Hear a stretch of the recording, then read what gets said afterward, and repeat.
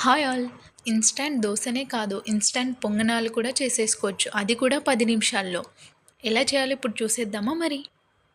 ఇప్పుడు ఒక బౌల్‌లోకి 1 కప్ బొంబాయి రవ్వ, 1 కప్ అటుకులు, 1 కప్ పెరుగు, 1 స్పూన్ శనగపిండి, 1 గ్లాస్ వాటర్ వేసుకొని మూత పెట్టేసుకొని 10 నిమిషాలు పక్కన పెట్టేయాలి.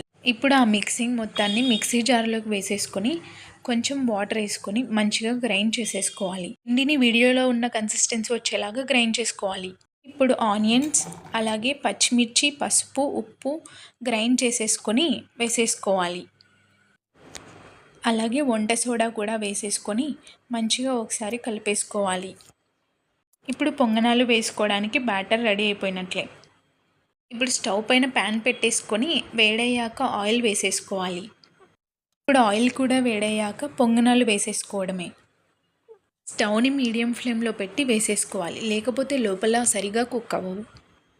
అన్నిట్లో పిండిని వేసేసుకున్న 5 మినిట్స్ తర్వాత ఇప్పుడు పొంగనాలన్నింటినీ తిప్పేసుకొని మంచిగా ఫ్రై చేసేసుకోవాలి. అది కూడా మీడియం ఫ్లేమ్ ఆర్ లో ఫ్లేమ్లో పెట్టి ఫ్రై చేసేసుకోవాలి. గోల్డెన్ బ్రౌన్ కలర్ వచ్చే వరకు ఫ్రై చేసేసుకొని తీసేసుకోవాలి. అప్పుడు పొంగనాలు చాలా క్రిస్పీగా చాలా బాగుంటాయి. పొంగనాలు రెడీ అయిపోయినట్లే. ఇప్పుడు ప్లేట్లోకి తీసేసుకొని సర్వ్ చేసేసుకోవడమే. మీరు కూడా ట్రై చేసి కమెంట్స్లో చెప్పండి. Thanks for watching. Please subscribe.